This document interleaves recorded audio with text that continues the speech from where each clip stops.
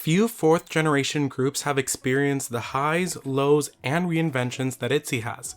From record-breaking rookies to industry veterans fighting to redefine themselves, their journey has been one of K-pop's most fascinating stories. But how does a group built on confidence maintain that confidence when the industry starts questioning them? To answer that, we must first ask ourselves, who is Itzy? In February 2019, JYP Entertainment introduced its newest girl group, Itzy, into an industry that was rapidly entering a new era. Consisting of Yeji, Lia, Ryujin, Chaeryeong, and Yuna, the five-member group debuted with the explosive single DALLA DALLA and immediately distinguished themselves from their peers through a bold message of self-confidence and individuality. At the time when many idol groups were still relying on established concepts, Itzy built their identity around empowerment. Their music encouraged listeners to embrace who they are, reject societal expectations, and pursue their goals unapologetically. This message, combined with their intense choreography, charismatic stage presence, and high-energy performances, quickly established them as one of the leading acts of K-pop's fourth generation. Throughout their career, Itzy has become known for more than just their music. They have earned a reputation as one of the strongest performance groups in the industry, consistently delivering demanding choreography and commanding live stages. Songs such as DALLA DALLA, Wannabe, Not Shy and Loco helped define the early years of fourth generation K-pop and cemented the group's place among the era's most influential artists. However, Itzy's journey has not been without challenges. As trends shifted and competition intensified, the group faced periods of criticism, creative experimentation, and uncertainty. Yet through lineup interruptions, changing public taste, and increasing industry pressure, Itzy continued to evolve while remaining committed to the confidence-driven identity that first brought them success. More than 6 years after their debut, Itzy's story has become one of resilience as much as achievement. Their career is not simply the story of a successful K-pop group, but of 5 artists learning how to grow, adapt, and maintain their sense of self in one of the world's most competitive entertainment industries. So let's see how we got here. Hey guys, welcome back to Summers with Wade.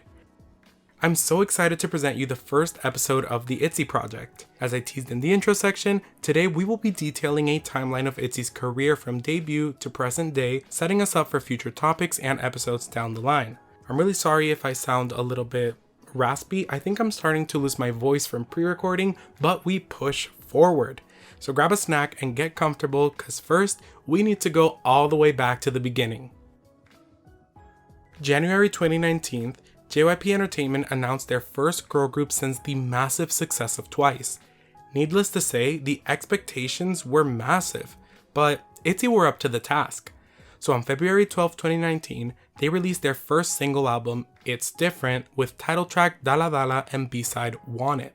It was a huge success. The DALLA DALLA music video garnered 17.1 million views in its first day, making it the most viewed debut music video by a K-pop group in 24 hours at the time. Just 3 months after it premiered, the music video hit 100 million views, making it the fastest K-pop debut music video to do so at the time. Speaking of records, the group would go on to get their first ever music show win on M Countdown on February 21st, 2019, just 9 days after debut, making them the fastest girl group to do so at the time. Closing the era with a grand total of 9 wins, this made DALLA DALLA the K-pop debut song with the highest number of music show wins at the time. This era was also especially important because it introduced Itzy's core identity, confidence, individuality, and self-love, themes that would be present in their discography to this day. On July 29, 2019, Itzy came back with their first mini-album, It's Icy, with the title track, Icy. The song continued their bright, confident image and also proved that Itzy was not just a one-hit wonder. Raking in 12 music show wins, this comeback showed the general public that Itzy had real staying power. To finish their debut year, Itzy swept award show season, bagging 16 Rookie of the Year awards from various South Korean music ceremonies. But nothing could have prepared them for what their next year would bring. March 19, 2020, Itzy came back with their second mini-album, It's Me, with title track Wannabe, their biggest hit to date. They achieved a total of 8 music show wins for it, which might sound like a downgrade compared to Icy, but from what I gathered, there were other heavy hitters promoting at the same time, like BTS and NCT 127. So the fact that they got 2 triple crowns is still very commendable. The icing on the smashed cake was Ryujin going mega viral for her shoulder dance.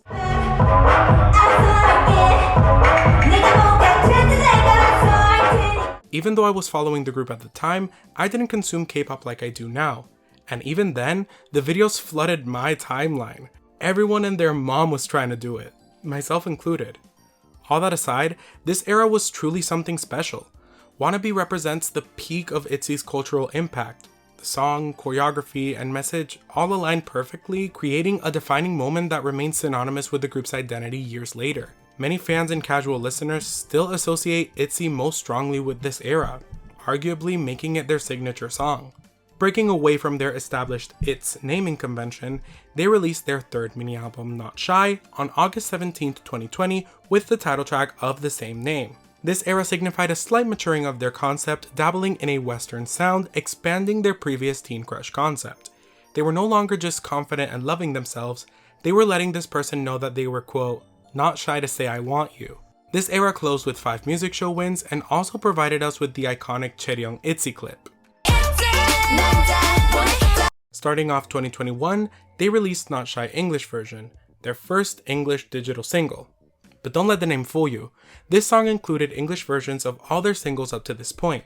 I remember being so hyped for this release, and to this day, I still know the English versions of the songs. During this time, what I believe to be their first controversy took place. On February 24th, a post was made on the now deleted Nate board alleging that Leah was involved in school bullying. The author claimed in the article that Leah borrowed money from their friend A, but failed to repay it. Subsequently, Leah bullied another friend, B. When the author inquired about Leah's actions, Leah and her friends cursed at the author and engaged in cyberbullying on the internet. From what I gathered, there was a lot of conflicting information and a lack of substantial evidence to fully prove either side. The police eventually dropped the defamation charges because after interviewing both parties, they determined the initial poster was sharing a story from their point of view, not necessarily out of malice. It's also important to know that this came out around the same time a lot of other bullying accusations were happening, including Sujin, Hyunjin, and Mingyu. Going back to the music, later on March 20th, they released Trust Me Midzy, a song dedicated to their fans in both English and Korean. Shortly after, on April 30th, they released one of my favorite comebacks, their 4th mini-album, Guess Who, with the title track In the Morning, another small controversy. It all centered around outrage from some international fans, particularly in Italy, over the use of the term mafia.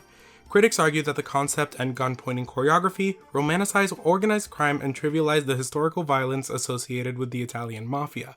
Despite the initial backlash, the song has no ties to the Italian crime syndicate. Itzy members clarified in interviews that the song is entirely based on the popular party game Mafia. The lyrics use the game as a metaphor for concealing one's feelings and trying to secretly steal someone's heart. The group and JYP Entertainment faced criticism mainly due to a cultural misunderstanding, as the party game is a staple in Korean culture but was less recognizable in the West at the time. Despite the early controversy, the track went on to be highly successful on the charts, bagging 5 music show wins and also becoming their fastest song to reach 100 million views, taking just 22 days to do so. Continuing their year of dominance, they released their first studio album, Crazy in Love, with title track Loco. Despite this popularity, it only achieved 3 music show wins due to tough competition. However, they were still rising with each release. Little did we know, this would be the last era with a sense of normalcy for a while. Closing out the year, they released its Itzy, Japanese version EP, containing Japanese versions of all their title tracks up to this point. Following their previous Japanese releases, on April 6, 2022, they put out Voltage, their first Japanese single album, marking the beginning of their original Japanese discography. I gotta say, this song went triple platinum in my room. I love this song so much, and even when it comes on today, I can't help but start dancing. But that joy could only last so long. On July 15th, 2022, they released Checkmate, the 5th mini-album with title track Sneakers. To say this release was controversial would be an understatement, but that will be the topic of our next episode, because if not, we'd be here forever. Despite the controversy, it sold over 470,000 copies in its first week of release, doubling their personal first week sales record. It also became their first album to sell over 1 million copies. Over the years, fans have come to appreciate the song more now that the original hate died down.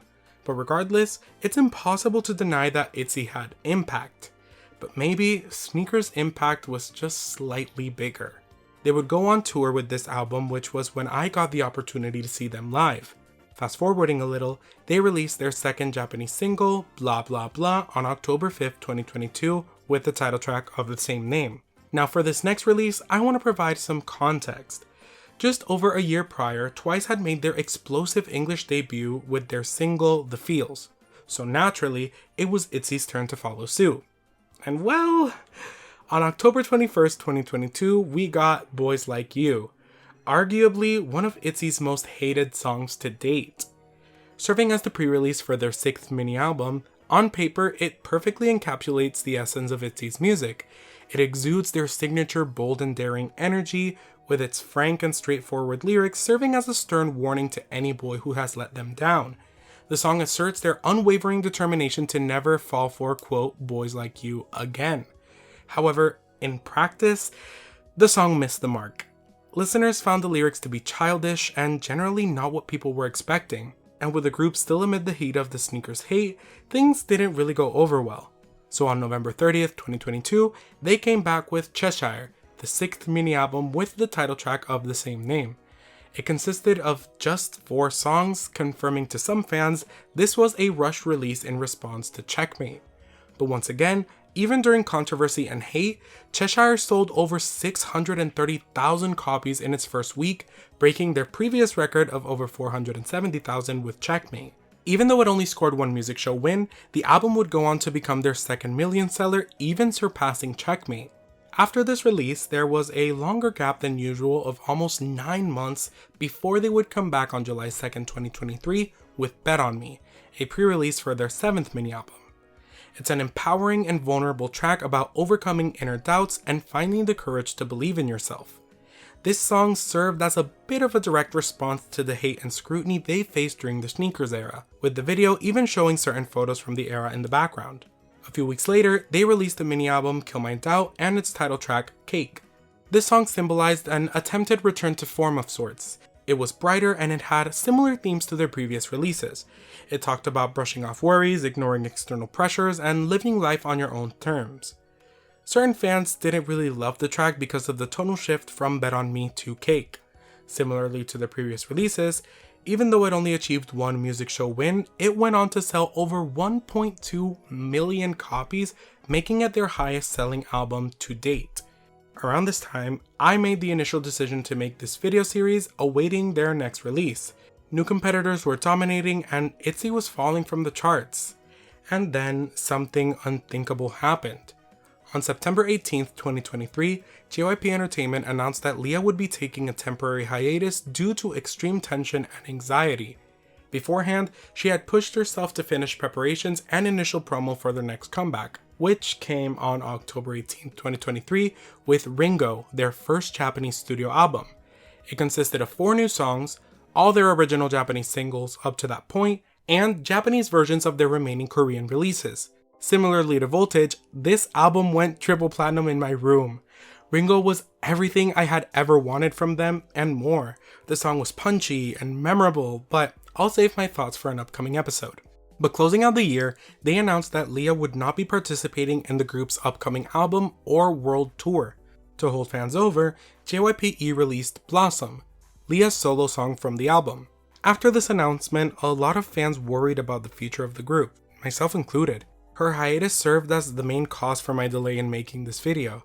I wanted to wait until it was either announced that she would come back or if, God forbid, something else happened before I fully dove into it.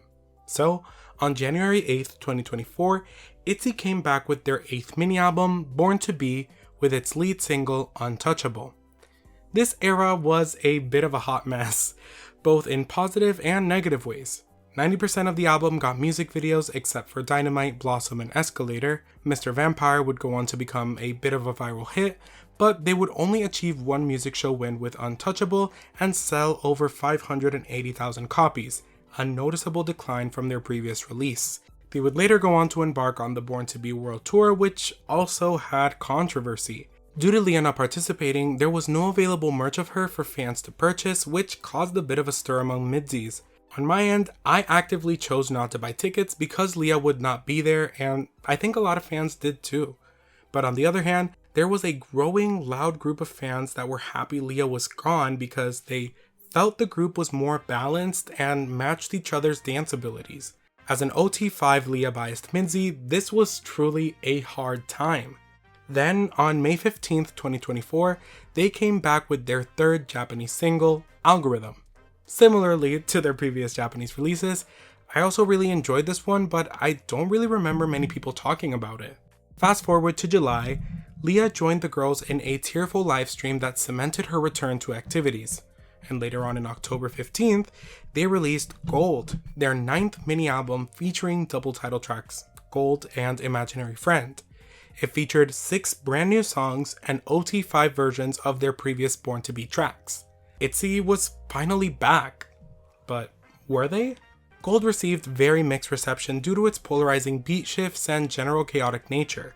For me, the song took a while, but it eventually grew on me. The rest of the album, though, was chef's kiss. While they would unfortunately not secure a win for either of the songs, Imaginary Friend became a hit for the group, even surpassing Gold in streams. They wrapped up the era by selling over 700,000 copies, showing the group was stabilizing again. On March 10th, 2025, Yeji released her debut mini-album, Air, making her the first Itzy member to go solo. While not an Itzy release, I still feel it's important to point out. The mini-album was 4 songs and would go on to sell over 250,000 copies, solidifying her solo prowess. While she didn't get any music show wins, she would go on to win other awards during her debut year. Fast forward to June 9th, 2025, Itzy came back with their 10th mini-album, Girls Will Be Girls, with the title track of the same name. This release was quite polarizing for me. I even made a whole video about it on the channel. But public perception was mixed. Some really enjoyed it, while others felt this was yet another song in a string of misses. Once again, the promotional period would end without a music show win, but they would still go on to sell over 500,000 copies. Skipping ahead a few months, on September 20th, 2025, it was announced that all Itzy members had renewed their contracts early with JYP Entertainment, bypassing the usual uncertainty groups face when entering their 7th year. A few months later, they would come back with Collector, their second Japanese studio album with title track Rock and Roll. The album featured 5 new songs, OT5 versions of Algorithm and No Biggie, and Japanese versions of their recent Korean singles. Interestingly, to this date, they have yet to release Japanese versions of their Born to Be singles, either as OT4 or OT5. Later on November 10th, 2025, Itzy released their first Korean comeback since their contract renewal, Tunnel Vision, with the title track of the same name. My feelings about this album aside, they were finally able to score a music show win again for it. They would go on to sell over 410,000 copies with a generally positive / mildly mixed reception. Almost taking us to present day, on March 23rd, 2026, Yuna debuted as a soloist with her first mini-album, Ice Cream, with the title track of the same name. Similarly to Yeji's, the album consisted of 4 songs and unfortunately, she also didn't take home any wins for it, ultimately closing her debut era by selling just over 108,000 copies, which leads us to now. As of recording this, Itzy just wrapped up promotions for their 12th mini-album, Motto, released on May 18th, 2026. While they got close, they were still unable to score a music show win for this one, and up to this point, they've sold over 320,000 copies, but I think it's still a little early to fully know. So after all that, we're still left with the same question we asked at the beginning. How does a group built on confidence maintain that confidence when the industry starts questioning them? The answer, at least in Itzy's case, seems to be simple. They keep going. Over the last 7 years, Itzy has experienced just about everything a K-pop group can experience. Record-breaking debuts, viral hits, sold-out tours, career-defining successes, public criticism, changing trends, lineup uncertainty, and endless debates about where they fit in the industry. Through it all, they've continued to release music and move forward together. Whether you're someone who thinks their best days are behind them or someone who believes they're entering a brand new chapter, it's impossible to deny the impact Itzy has had on the 4th generation of K-pop. Songs like DALLA DALLA, Wannabe, Not Shy, and Loco helped define an era, while their willingness to experiment, even when it didn't always work, helped shape the conversation around them. And honestly, that's what makes their story so interesting. Itzy's legacy isn't just about being successful, It's about adapting, surviving the moments where things weren't really easy, and continuing to believe in yourself when everyone else seems to have an opinion about who you should be. As for what comes next, nobody really knows. The group has renewed their contracts, they're continuing to release music, and for the first time in a long time, the future feels relatively stable. But whether the next chapter becomes a comeback story, a victory lap, or something completely unexpected, that's a story we'll have to wait and see unfold. For now though, this has been the timeline of Itzy from debut to present day. And trust me, we're only getting started. Next episode, we will be diving headfirst into the Checkmate era and discussing why I believe things played out the way they did. But until then, thank you guys so very much for watching. Remember to like, comment, share, and subscribe. Click that bell icon so you're notified every time I post a video. Tell me in the comments down below what your favorite Itzy era was, and are you excited for their future? Remember that I love you all so much, and I'll see you on Monday with another video. Also, make sure to subscribe. That way you'll know when the next episode of the Itzy project is up. I love you guys. Bye! Jesus Christ. I'm gonna lose my voice.